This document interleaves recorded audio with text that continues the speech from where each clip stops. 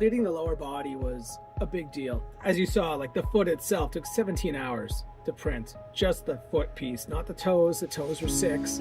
So it's 23 hours just to print the foot. So we had the ankles, the lower shin, upper shin, knees, which are 2 parts, thigh, which is 2 parts, upper and lower. And then you have to do it all again to print the right leg. So we had the right leg printed, and then we need to start printing the hips.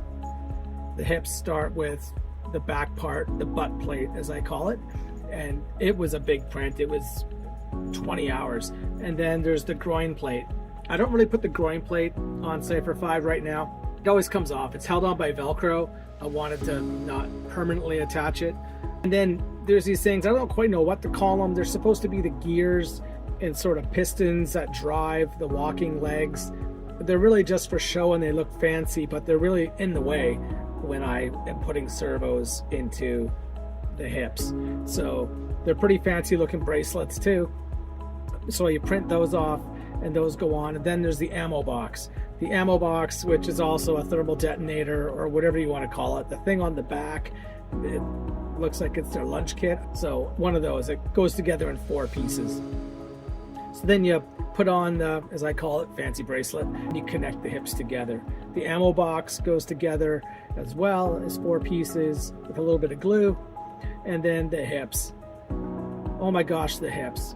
Like 24-hour plus print for 1 piece of the hips. So this thing was actually one of my first failures.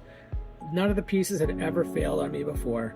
And then this one, it fails, and it takes a whole day. And just think of the amount of material, filament that it's using.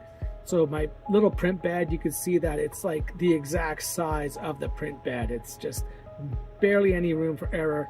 And the thing prints, and it, I don't know how it shifted, but it did. So it shifted and it broke. So of course I have to reprint it. Then there's the belt tops, as I call it. This basically, there's a belt that goes around, you know, on the droid.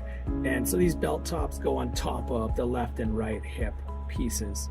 So yeah, all these things go together and they all take 15, 18 hours each to print. So it's just kind of crazy. And the little printer just ran through it. I upgraded at this point. I went from whatever that original little printer was to an Ender 3. I actually had a Ender 3 knockoff before that. But yeah, a good printer. It really did the job, and it just basically worked overtime, day and night. I would, you know, go from one print to the next and printed up the whole lower body. So when you put the belt tops on top of the hips, they go together. Once you get the legs hooked in, you're in business. You have yourself a standing lower body part of your droid. For 100 hours of printing just to get these pieces printed. Don't forget, after this you have to sand them, and you need to prime them, and then you need to paint them. And so there's more time that goes into those, but it's a labor of love and it's a lot of fun. It really is. So that's why a lot of people, like I said, start with the smaller pit droid. It's a bit of an easier, more manageable build, but such a great project. Really happy with how it's going so far. You got to do the belt accents, which go in those little holes at the top of the belt plate, and yeah, you glue it all together and it's basically ready to go. Super glad you stopped by listening on the Builder blog. And if you got any questions or comments, put them in the comments. And thanks a lot and take care.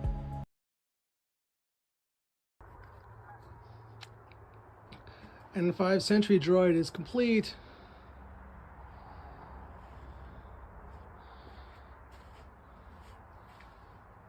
Kind of crazy.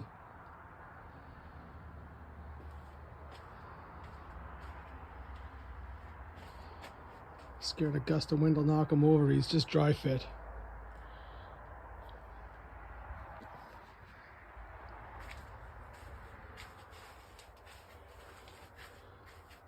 So careful. And I ran out of gray filament, so I don't have the lenses on or anything yet.